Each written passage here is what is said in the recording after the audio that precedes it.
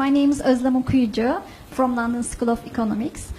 First of all, I would like to thank you for your speech. I'd like to ask a question about the crisis in Syria. I am from Turkey, and as everybody knows, Turkey is hosting nearly 2,500,000 Syrian refugees.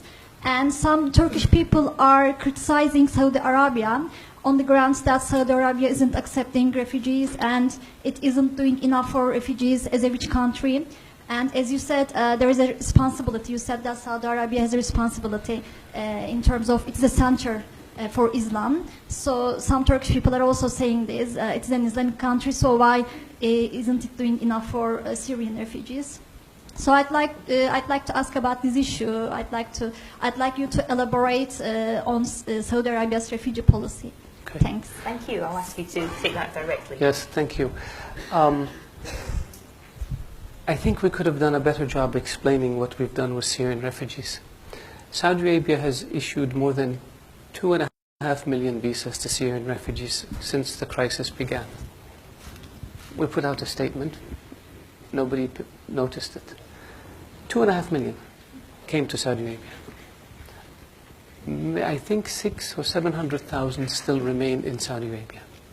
Not one of them lives in a refugee camp. And not one of them lives in a tent. Because the custodian of the two holy mosques ordered that all Syrians who come to Saudi Arabia be provided residency permits so they can send their kids to school, so they can have access to medical care, and they can have access to social security, and they can get a job. We don't have one Syrian. Of all the Syrians who came to Saudi Arabia, 2.4 million, not one of them lives in a tent. And the same thing we did with Yemenis. Since the war in Yemen began, almost 1 million Yemenis came to Saudi Arabia as refugees. And the same policy was applied to Yemenis. Not one of them lives in a refugee camp, and not one of them lives in a tent.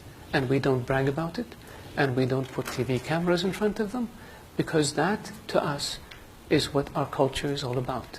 These people came because their homes were devastated.